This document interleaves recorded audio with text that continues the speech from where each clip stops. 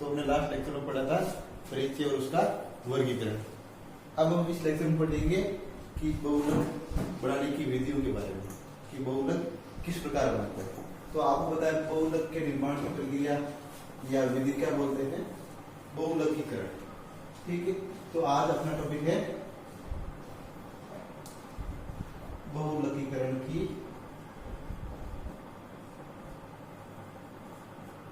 विधियां।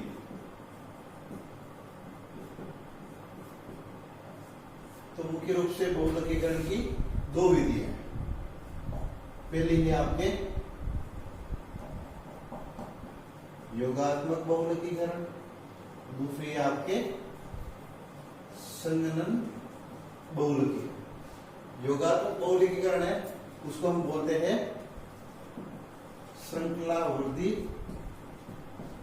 बहुलकीकरण, और संगणन बहुलकीकरण को बोलते हैं हम पद से वृद्धि बहुलकीकरण। तो हम पहला टॉपिक अपना है योगात्मक बहुलकीकरण। तो देखो योगात्मक बहुलकीकरण में क्या होता है आपके, इसमें क्या होता है, एकलक अणु चाहे वो समान हो या भिन्न भिन्न हो, वो आपस में क्या करते हैं, योग करते हैं, और योग के द्वारा क्या करते हैं, बहुलक का निर्माण करते हैं। और दूसरी बात कि इसके अंदर जो एकलक होते हैं वो क्या होते हैं, असंतृप्त प्रकृति के होते हैं। क्या होते हैं वो, असंतृप्त। तो अब बात आती है कि ये असंतृप्त योगी कौन से होते हैं। तो असंतृप्त मतलब क्या है, जिनके अंदर क्या हो, द्विबंध या त्रिबंध या फिर क्या हो, दो द्विबंध। तो ये सारी कंडीशन है वो क्या होती है, वो असंतृप्त यौगिकों में होती है। संतृप्त मतलब क्या है, जिनके अंदर केवल एकल बंध हो। ठीक है, तो कहने मतलब क्या है, इसके अंदर योगात्मक बहुलकीकरण में जो एकलक है वो क्या होते हैं, असंतृप्त प्रकृति के होते हैं। ठीक है, उसके बाद आती है कि इसका दूसरा नाम हमने पढ़ा था श्रृंखलावर्ती बहुलकीकरण। श्रृंखलावर्ती का मतलब है कि इसके अंदर जो एकलक इकाइयां हैं वो वर्धिशील जो श्रृंखला होती है उसके अंदर उत्तरोत्तर जुड़ती जाती है। ठीक है, वो श्रृंखला की क्या होती है, वृद्धि होती जाती है। तो इसलिए इसका नाम क्या है, श्रृंखलावर्ती बहुलकीकरण। ठीक है, फिर बात आती है कि इसके अंदर आपके एकलक है, जैसे हमने पढ़ा था कि पॉलीथीन है, वो क्या है, बहुलक है। पॉलीथीन किससे बना है, एथीन इकाइयों के आपस में योग करने से। ठीक है, तो जो एथीन है CH2 डबल बॉन्ड CH2, ये क्या है, अक्रिय है। अक्रिय मतलब क्या है, ये भी क्रियाशील नहीं है। ठीक है, तो इसको क्रियाशील बनाने के लिए क्या करना पड़ेगा, कोई सक्रियक या कोई प्रारंभक हमें जोड़ना पड़ेगा। ये सक्रिय क्या करेगा, इससे क्रिया करेगा और इसको क्या करेगा, अक्रिय से सक्रिय में परिवर्तित करेगा। ठीक है, तो ये सक्रियक मुक्तमूलक भी हो सकते हैं और या फिर ये सक्रियक आयन भी हो सकते हैं। ठीक है, तो ये मुक्त मूलक क्या होता है कि मुक्त मूलक आपने पढ़ा है कक्षा 11 में कि कोई भी एक अणु, मान लो ए बी, जैसे मान लो कोई अणु है, इनके बीच में बंध है, इसका विदलन होगा। तो ये विदलन के बाद अगर इस बंध के दोनों इलेक्ट्रॉन अगर दोनों परमाणुओं पर एक एक इलेक्ट्रॉन वितरित होते हैं तो इस प्रकार के विदलन को क्या बोलते हैं, समांश विदलन। और इस समांश विदलन के लिए आवश्यक कंडीशन है कि प्रकाश की उपस्थिति होनी चाहिए या फिर इनको हीट देनी पड़ेगी। ठीक है, इस कंडीशन में ये क्या करेगा, इसका समांश विदलन होगा तो दोनों परमाणुओं पर एक एक अयुग्मित इलेक्ट्रॉन आ जाएगा। और इसको क्या बोलते हैं, मुक्त मूलक। ये हो गया ए मुक्त मूलक और ये हो गया आपके बी मुक्त मूलक। फिर दूसरी कंडीशन होती है कि अगर मान लो ए बी अणु है और इसका विदलन अगर विषमांश विखंडन होता है। विषमांश से मतलब क्या है, इस बंध के दोनों इलेक्ट्रॉन इन दोनों में से किसी एक परमाणु पर चले जाते हैं। मान लिया कि ये बी पर आ गए, बी पर आ गए इलेक्ट्रॉन, उसका मतलब क्या है, इलेक्ट्रोनेगेटिव चार्ज। इट मींस ये क्या हो गया, ऋणायन बन गया। और इसके पास इलेक्ट्रॉन की कमी हो रही है तो ये क्या हो गया, आपके धनायन बन गया। तो धनायन को बोल दिया आपके कार्ब धनायन, बी माइनस मतलब ये क्या हो गया, कार्ब ऋणायन। कहना मतलब ये आयन बन गए किससे, विषमांश विदलन से। समांश विदलन से क्या बन गया, मुक्त मूलक बन गया। तो इस प्रकार आपके ये सक्रिय के आधार पर या क्रियाकारी अणु के आधार पर योगात्मक बहुलकीकरण आगे दो भागों में वर्गीकृत कर सकते हैं, मुक्त मूलक योगात्मक और आयनिक योगात्मक। तो हम पहले पढ़ेंगे मुक्त मूलक योगात्मक बहुलकीकरण। मुक्त मूलक क्या करते हैं, आपस में योग करते हैं, ठीक है। कैसे देखो,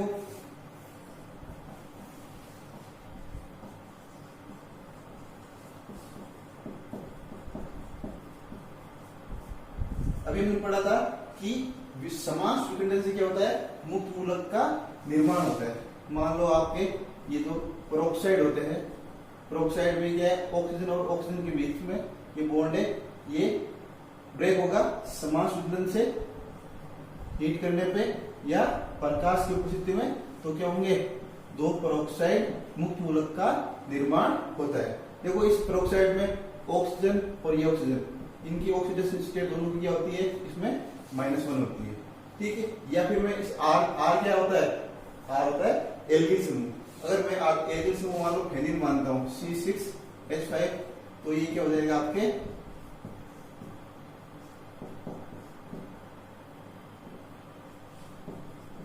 ये होगा आपके बेंजोइल पेरोक्साइड, या फिर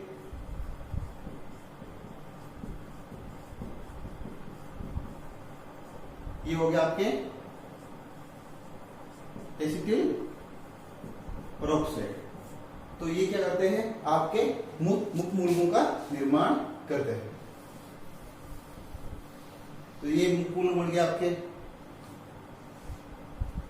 अब इसमें मान लो ये इसका मुक्त मूलक समान स्वीकरण होगा, हीट करने पर या प्रकाश की उपस्थिति में बॉन्ड कहां से ब्रेक होगा, दोनों ऑक्सीजन के बीच में से, तो क्या बन जाएंगे C6H5 C+O मुक्त मूलक। कहने मतलब क्या है, ये बन गया फेनिल मुक्त मूलक।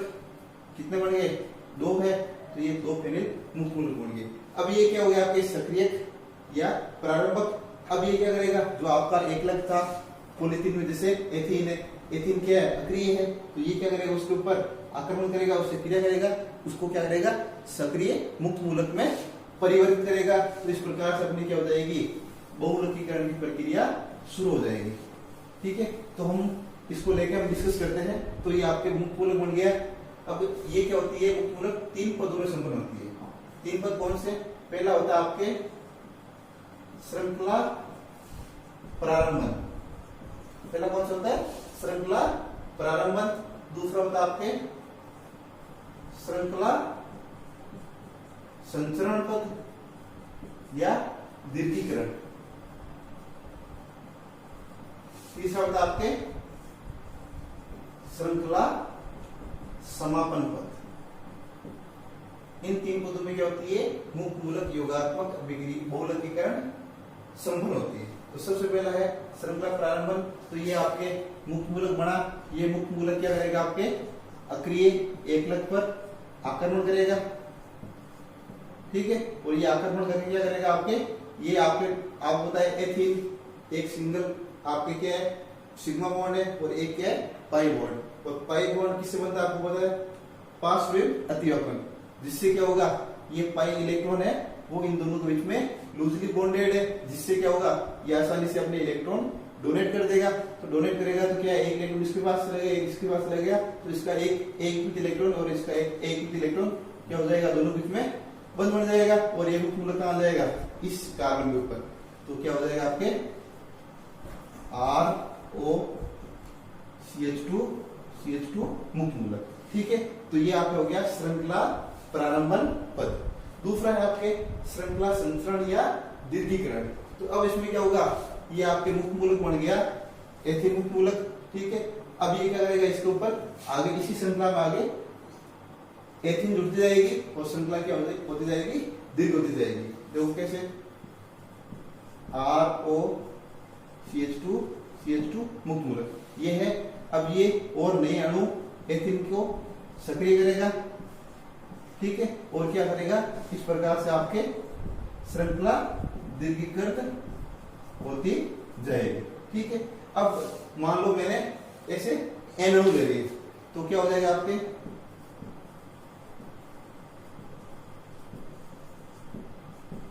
n एथिन इकाई ले ली मैंने, ठीक है। तो ये n एथिन इकाई लेंगे तो क्या होगा, हीट या लाइट प्रेजेंस में ये इस प्रकार से मुक्त मूलक का निर्माण करेगा।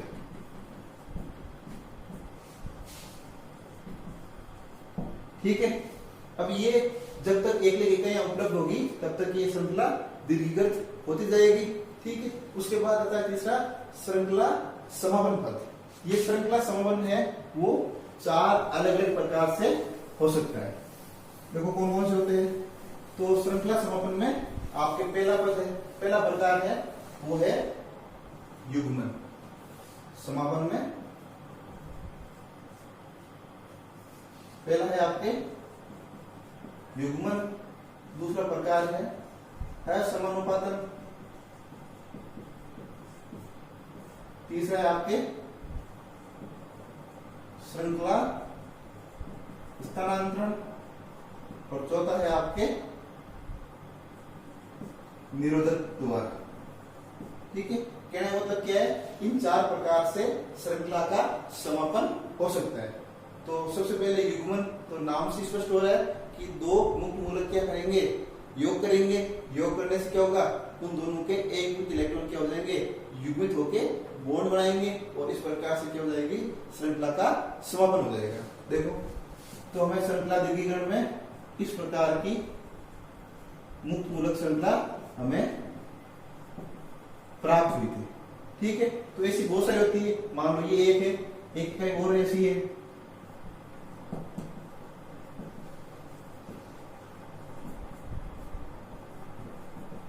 ठीक है। तो ये देखो इसका एक युग्मित इलेक्ट्रॉन, इसका एक युग्मित इलेक्ट्रॉन, दोनों मिलके एक बॉन्ड बना लेंगे। इस प्रकार से श्रृंखला क्या हो जाएगी, समापन की ओर अग्रसर हो जाएगी। CH2 CH2 ये CH बॉन्ड बन गया यहाँ पे।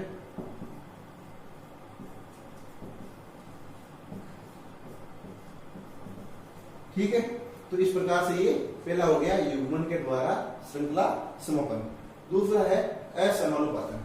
तो असमानुपातन आपने पढ़ा होगा थोड़ा 11th में, रेडॉक्स रिएक्शन।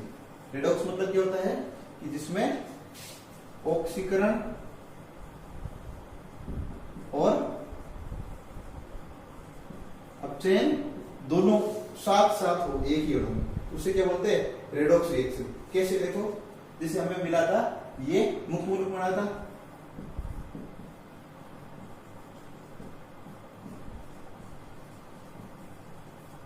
ठीक है। तो अब क्या करेगा ये कि इस कार्बन का ये हाइड्रोजन, मैं इसको लिख सकता हूं, ये हाइड्रोजन, ठीक है। ये क्या करेगा, ये इस हाइड्रोजन को मुक्त कर देगा, ये हाइड्रोजन बाहर निकलेगा तो इसका एक इलेक्ट्रॉन यहाँ आ जाएगा, तो इसका एक इलेक्ट्रॉन और इसका एक इलेक्ट्रॉन यहाँ क्या हो जाएगा, डबल बॉन्ड बन जाएगा। डबल बॉन्ड मतलब क्या हो गया, हमें एल्कीन प्राप्त हो जाएगी। क्या मिल जाएगी, हमें एल्कीन प्राप्त हो जाएगी। इस प्रकार से क्या हो जाएगा, श्रृंखला का समापन हो जाएगा। ठीक है। तो कहने मतलब क्या है, इसमें हाइड्रोजन का निष्कासन। और आपको पता है कि हाइड्रोजन का निष्कासन को क्या बोलते हैं, ऑक्सीकरण मतलब ऑक्सीडेशन। ठीक है। या फिर ऐसा भी हो सकता है, ये हाइड्रोजन है तो इसी प्रकार ऐसा हमें और भी मुक्त मूलक होते हैं अपने पास में।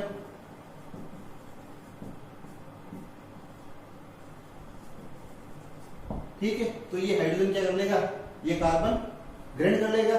तो ग्रहण करेगा तो क्या, इसका एक इलेक्ट्रॉन और इसका एक इलेक्ट्रॉन, ये दोनों जुड़ के यहाँ एक हाइड्रोजन जुड़ जाएगा। ठीक है। तो इसका मतलब क्या है, ये हाइड्रोजन को ग्रहण कर रहा है और हाइड्रोजन को ग्रहण करने का मतलब क्या हो गया, अपचयन। तो कहने का मतलब क्या है कि एक ही अणु के अंदर ऑक्सीकरण भी हो रहा है और उसी का अपचयन भी हो रहा है। इसको क्या बोलते हैं, रेडॉक्स, और इसे क्या बोलते हैं आपके असमानुपातन द्वारा श्रृंखला समापन। ठीक है। उसके बाद तीसरा आता है आपके श्रृंखला स्थानांतरण। कहने का मतलब क्या है कि आपके हो सकता है कोई एकलक इकाई हो सकता है कोई विलायक हो। वैसे जनरली क्या होता है, विलायक ही इसमें श्रृंखला स्थानांतरण का काम करता है। क्यों, क्योंकि जैसे जैसे क्या होगा, श्रृंखला दीर्घीकरण होता जाएगा तो एकलक इकाई की क्या होती है, सांद्रता कम होती जाएगी। जब सांद्रता का कम होगी, इसका मतलब क्या है, एकलक के द्वारा श्रृंखला स्थानांतरण का काम लगभग नगण्य हो जाता है। तो कहने का मतलब है आपके विलायक ही ज्यादातर क्या होता है, इसमें श्रृंखला स्थानांतरण या ट्रांसफर एजेंट का काम करते हैं। देखो कैसे, कि हमें दीर्घीकरण में इस प्रकार की श्रृंखला प्राप्त हुई थी। ठीक है, और ये मान लो कोई एक ट्रांसफर एजेंट श्रृंखला स्थानांतरण है, तो ये क्या करता है, इस हाइड्रोजन को ये ग्रहण कर लेगा। ठीक है, और ये आर मुक्त मूलक क्या हो जाएगा, रिलीज हो जाएगा। तो अपने पास क्या मिल जाएगा, ROCH2 ये N बार जुड़ता है, CH2 CH3। इस प्रकार से क्या हो गया, श्रृंखला स्थानांतरण द्वारा श्रृंखला का समापन हो गया और साथ में क्या मिल गया, एल्किल मुक्त मूलक बन गया। तो इस प्रकार से आपके श्रृंखला स्थानांतरण द्वारा श्रृंखला समापन हो गया। उसके बाद फोर्थ है निरोधक द्वारा। तो निरोधक क्या होता है, कोई भी रासायनिक पदार्थ जो क्या करता हो, श्रृंखला के समापन का कार्य करता हो, वो क्या होगा, निरोधक। मतलब क्या है, एक तरह से विरोध करने वाला। तो आपके जैसे नाइट्रोबेंजीन है या डाइनाइट्रोबेंजीन है या फिर आपके हाइड्रोक्विनोन है, ये सब क्या है, निरोधक का काम करते हैं। निरोधक का काम कैसे, जैसे मान लो मैंने जो ये श्रृंखला मिल रही है, इसको मैंने P मुक्त मूलक से डिनोट कर दिया। कहने मतलब क्या है, जो प्रगतिशील श्रृंखला है, प्रगतिशील श्रृंखला है, मैंने बोल दिया इसको P, और साथ में क्या है, इनमें से कोई एक निरोधक क्रिया करेगा। मान लिया नाइट्रोबेंजीन क्या कर रहा है, क्रिया कर रहा है। ठीक है, तो ये क्या करेगा, नाइट्रोबेंजीन है वो इस प्रगतिशील श्रृंखला के साथ क्या हो जाएगा, अटैच हो जाएगा, और श्रृंखला का क्या कर देगा, समापन कर देगा। ठीक है, इस 4 प्रकार से क्या हो रहा है, श्रृंखला समापन होता है और आपको बहुलक का निर्माण हो जाता है। तो ये हो गया आपके योगात्मक या श्रृंखलावर्ती बहुलकीकरण का पहला प्रकार, मुक्त मूलक योगात्मक बहुलकीकरण। इसके बाद अब दूसरा है आपके आयनिक योगात्मक बहुलकीकरण। तो नाम से स्पष्ट हो रहा है कि आयनों के द्वारा क्या हो रहा है, आपके बहुलकीकरण हो रहा है। कैसे, अभी आपको बताया था कि जब कोई अणु के अंदर बंध है, वो युष्मांश विखंडन द्वारा क्या हो रहा है, टूटता है, तो क्या होगा, 2 प्रकार के आयनों का निर्माण होता है, धनायन और ऋणायन। ठीक है, अगर धनायन के द्वारा बहुलकीकरण हो रहा है तो उसे बोलेंगे धनायनी योगात्मक बहुलकीकरण। अगर ऋणायन के द्वारा हो रहा है तो उसे हम क्या बोलेंगे, ऋणायनी योगात्मक बहुलकीकरण। तो अपना दूसरा प्रकार कौन सा हो गया, आयनिक योगात्मक बहुलकीकरण। ठीक है, तो देखो वैसे जनरली आपके योगात्मक बहुलकीकरण है वो मुक्त मूलक क्रिया के द्वारा संपन्न हो जाता है, जो भी आपके असंतृप्त प्रकार के एकलक अणु है। लेकिन कुछ प्रकार की कंडीशन ऐसी होती है जिनमें आयनिक योगात्मक बहुलकीकरण द्वारा भी बहुलकीकरण संभव है। जैसे आपके CH2 double bond, CH single bond, या आप कुछ भी X Y कुछ भी लिख दो, तो इसका मतलब कि इस ग्रुप को क्या बोलते हैं, आपने पढ़ा है, इसे क्या बोलते हैं, वाइनिल समूह। क्या बोलते हैं इसको, वाइनिल समूह। और ये ग्रुप आपके वेरिएबल होगा, कुछ भी हो सकता है, इसके अकॉर्डिंग क्या हो जाएगा, ये आपके कोई एक एकलक बन जाएगा। ठीक है, ये इसके ऊपर डिपेंड करेगा अगर ये इलेक्ट्रॉन आकर्षी है या इलेक्ट्रॉन प्रतिकर्षी। अगर ये X इलेक्ट्रॉन प्रतिकर्षी है तब वो धनायनी प्रकार की बहुलकीकरण हो जाएगी। अगर मान लो ये समूह इलेक्ट्रॉन प्रतिकर्षी है तो सॉरी आकर्षी है, तब ये क्या हो जाएगी, ऋणायनी प्रकार की बहुलकीकरण। ठीक है, तो ये डिपेंड करता है इस जुड़े हुए समूह पर। तो कहने का मतलब हुआ कि जो आपके वाइनिल जो व्युत्पन्न है उनके अंदर आयनिक योगात्मक बहुलकीकरण संपन्न होता है। तो आयनिक 2 प्रकार के हो गए, कौन से, धनायनी योगात्मक बहुलकीकरण, और दूसरा हो गया आपके ऋणायनी योगात्मक बहुलकीकरण। होता किसमें है, वाइनिल व्युत्पन्न में। किसमें होता है ये, वाइनिल व्युत्पन्न में। कैसे, अगर इलेक्ट्रॉन प्रतिकर्षी समूह है तब वो धनायनी प्रकार की, इलेक्ट्रॉन आकर्षी समूह है तब ये ऋणायनी प्रकार। तो हम पहला पढ़ेंगे धनायनी योगात्मक बहुलकीकरण।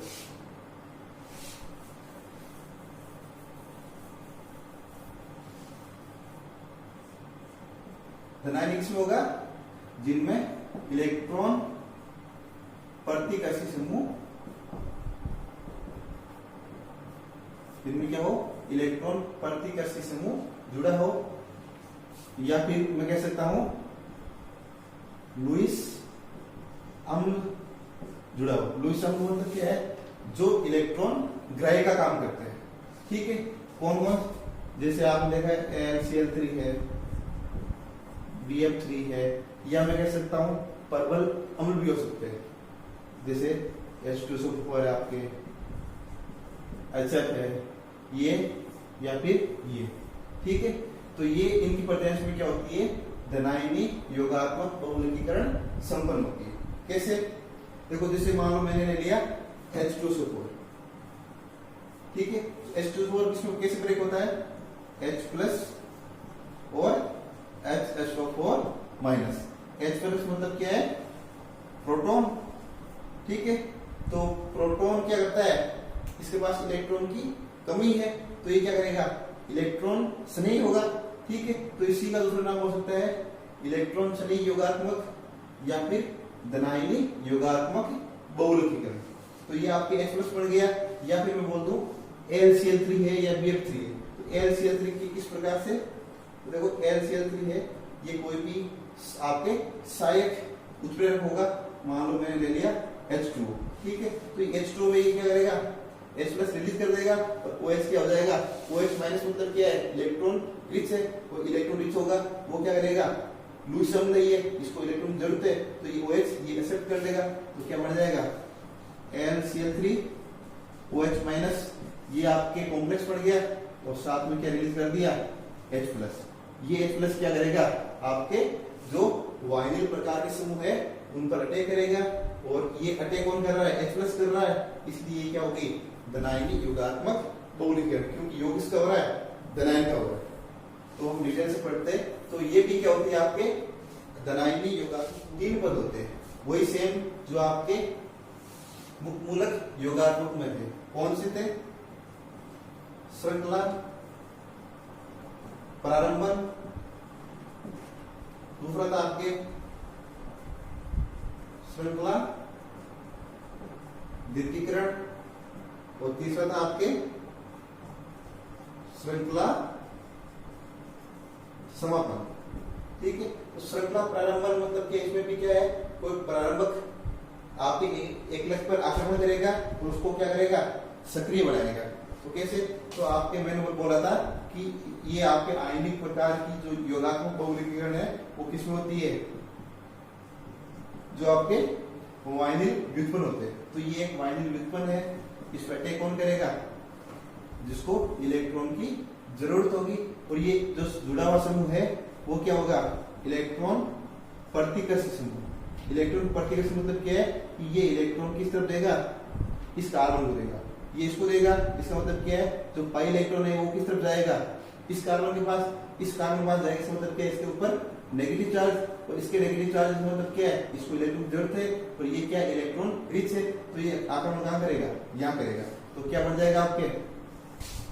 H CH2 CH X, और इसके पास क्या हो रही है? इलेक्ट्रॉन इधर आ रहा है, इसका मतलब इसके पास इलेक्ट्रॉन की अधिकता और इसके पास इलेक्ट्रॉन की कमी। तो कहने का मतलब क्या है? ये धनायन आ गया। अब ये क्या हो गया? श्रृंखला प्रारंभ हो गई। ये क्या हो गया? आपके कार्बन एक्टिवेट हो गया। अब क्या हो गया? श्रृंखला दीर्घीकरण होगा। दीर्घीकरण कैसे? वही same step, H CH2 CH plus X plus नई श्रृंखला जुड़ गई। ठीक है, तो ये वही सेम कंडीशन, इलेक्ट्रॉन प्रतिकर्षी, ये इलेक्ट्रॉन, ये पाई इलेक्ट्रॉन यहाँ आएगा, इसके ऊपर माइनस, इसके प्लस, ये माइनस, तो ये प्लस, दोनों क्या हो जाएंगे? जुड़ जाएंगे। जुड़ेंगे तो कैसे होगा? H CH2 CH X CH2 CH, और ये धनायन यहाँ आ गया, ये X। तो इस प्रकार से नए एक लगाते जाएंगे, और ये धनायन है वो विस्थापित होता जाएगा। इस प्रकार से क्या हो जाएगा? श्रृंखला दीर्घीकरण हो जाएगा। तो इसी तरह मैं ले लूं इसकी n इकाइयां, तो क्या हो जाएगा?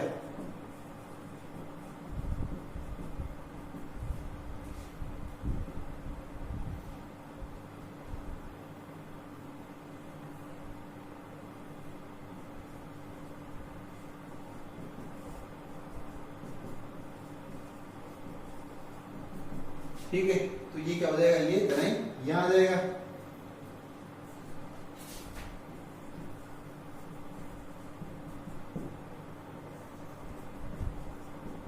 तो ये क्या हो जाएगा, n टाइम जुड़ जाएंगे और ये आगे बढ़ जाएगा आपके धनायन यहाँ पे, फिर ये इस प्रकार से श्रृंखला दीर्घीकृत हो जाएगी। उसके बाद लास्ट है श्रृंखला समापन। तो इसके अंदर होता है श्रृंखला समापन, वो सौते प्रकार का होता है। सौते मतलब क्या है, इसके अंदर बना हुआ जो आपके उत्प्रेरक था शुरुआत में, वही क्या करता है इसके अंदर, इसको समापन का काम करता है। कैसे, शुरुआत में बना था AlCl3OH माइनस, वो क्या करेगा, इससे H+ निकालेगा और इसको एल्कीन में परिवर्तित कर देगा। तो क्या बन जाएगा,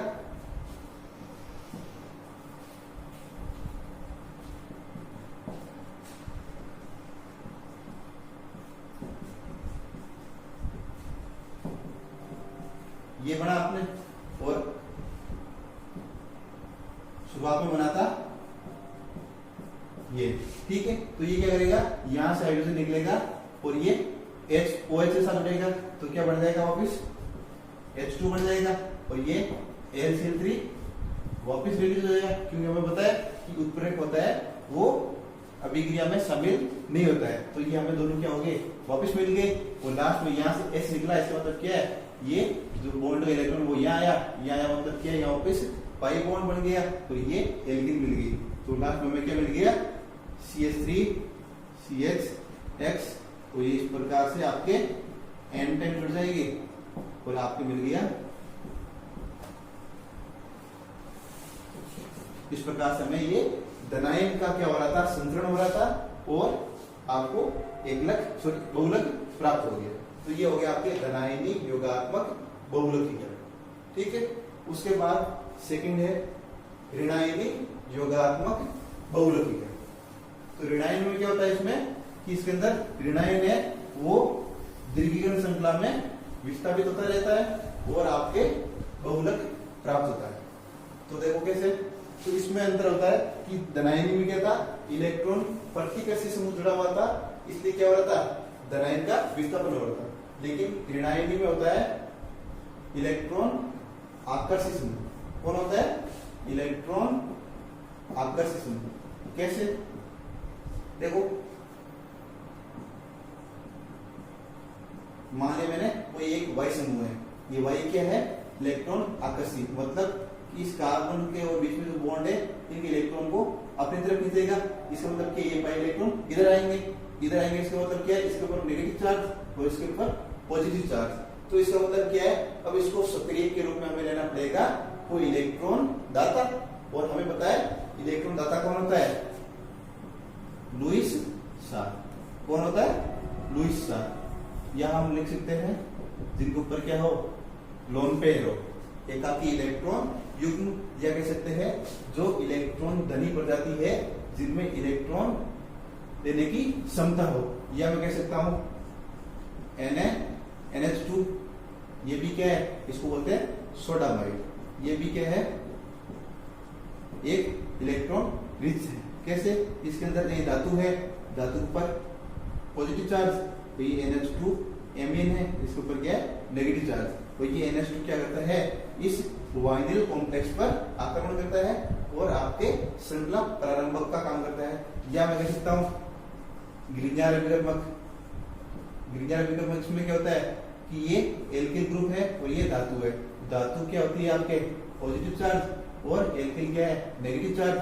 तो ये एल्किल क्या करता है, इलेक्ट्रॉन रिच है, माइनस मतलब इलेक्ट्रॉन रिच, तो ये क्या करेगा, इसके ऊपर आक्रमण और श्रृंखला प्रारंभन का कार्य करेगा। तो इस प्रकार से ये आपके, मैं कह सकता हूं कि इस लुईस सार प्रकृति वाले जो प्रारंभक है वो क्या करेंगे, इस वाइनिल व्युत्पन्न को सक्रिय बनाएंगे। तो मैं कह सकता हूं कि ये कोई लुईस सार है, वो इसके ऊपर क्या करेंगे, जुड़ेंगे। क्यों जुड़ेंगे, क्योंकि ये इलेक्ट्रॉन इधर खींच रहा है, तो इसके इलेक्ट्रॉन पाई इलेक्ट्रॉन इधर आ रहा है, इसके ऊपर नेगेटिव चार्ज, इसके ऊपर पॉजिटिव चार्ज। तो ये क्या इलेक्ट्रॉन दाता है, इसके ऊपर पॉजिटिव, इसका मतलब क्या है, ये इलेक्ट्रॉन ड्राइव है, तो ये यहाँ पर अटैक करेगा। तो इस प्रकार से क्या हो जाएगा, ये ऐसे जुड़ के, तो यहाँ पर आपके नेगेटिव चार्ज है, तो ये आपकी होगी श्रृंखला प्रारंभ होगी। ठीक है, ये हो गया पहला स्टेप। सेम। उसके बाद सेकंड स्टेप है श्रृंखला दीर्घीकरण। तो दीर्घीकरण में क्या है, ऐसा नया एकलक अणु वापिस इसके ऊपर आक्रमण करेगा।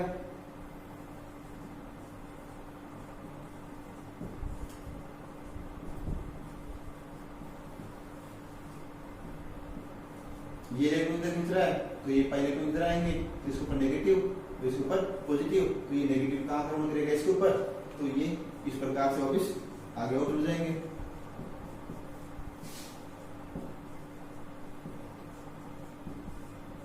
ठीक है, तो मैंने बोल दिया कि मैंने n ले लिए एनोड उसके, तो क्या हो जाएगा,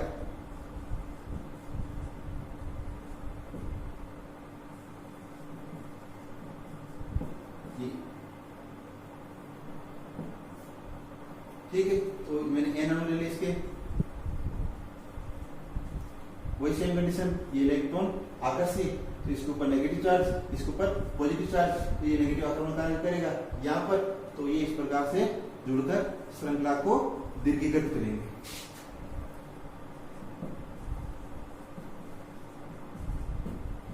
ये n टाइप जुड़ जाएंगे, ठीक है, और यहाँ पर नेगेटिव चार्ज रहेगा। फिर इसमें क्या होता है, श्रृंखला समापन पद।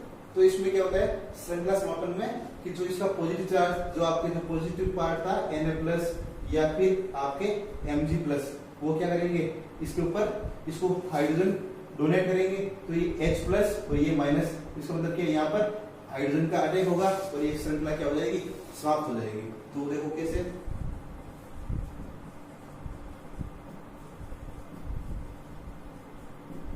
n टाइम जुड़ जाएंगे इसे, ठीक है, और ये H+ का क्या हो रहा है इसमें, ये आक्रमण करेगा और ये श्रृंखला इस प्रकार में प्राप्त हो जाएगा।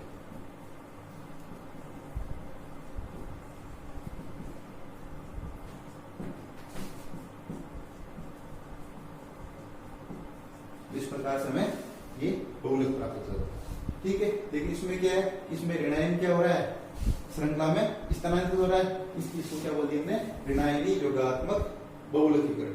तो ये अपना योगात्मक या श्रृंखला वर्धी बहुलकीकरण समाप्त।